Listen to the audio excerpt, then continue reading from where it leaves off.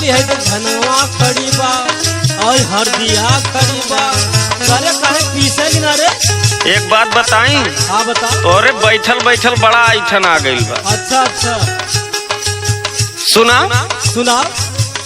रोज पीसब मसाला महीना रजऊ। बहुत मशीन मार्केट में आ गई है। अच्छा अच्छा एक ठे मसाला पीसे वाली ला देले होता तो कष्ट ना होता ना। सुना सुना सुना। रोज पीसबे मसाला महीना रजऊ। एगो ला देता एगो ला देता एगो ला देता मिक्सर मशीन रजऊ।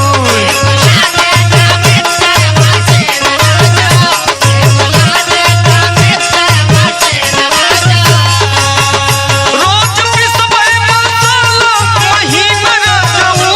रोज पीसबे मसाला महीना रजऊ।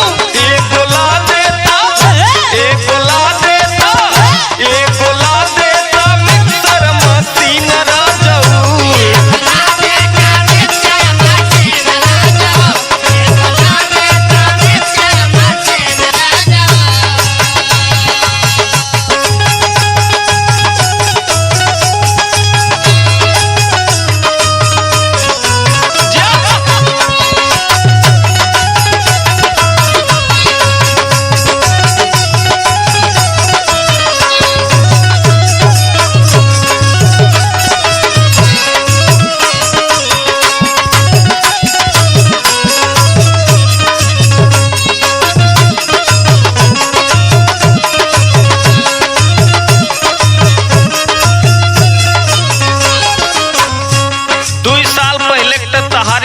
छिनाइल बा।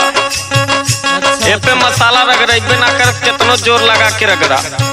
सुना सुना सुना ढेर बोलत है। 2 साल पहले बसलियो छिनाइल। 2 साल पहले बसलियो छिनाइल। 2 साल पहले बसलियो छिनाइल। पिसला में काली मोर अंगूरी कुचाइल।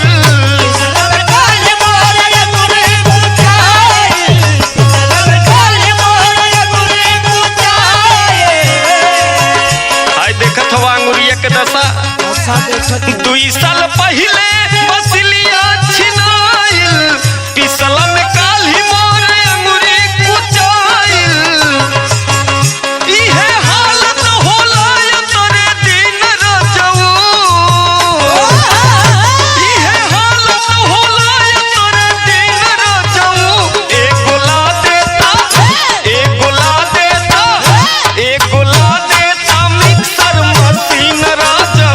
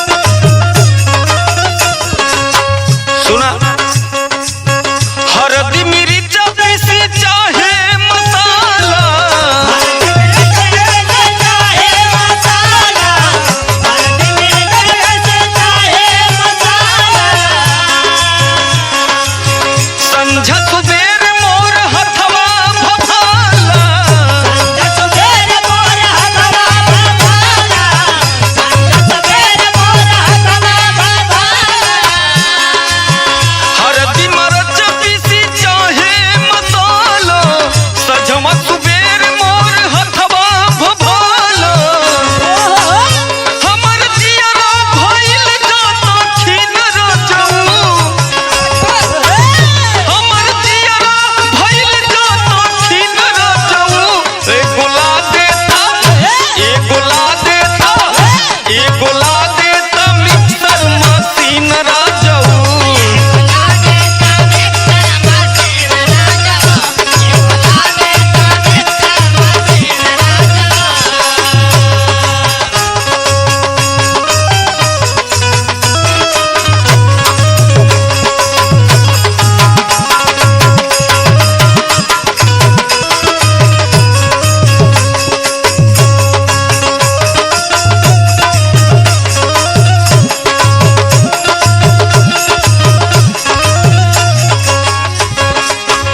और सुना सुनावा हो। चिकन मटन तीसरे दिन खइबा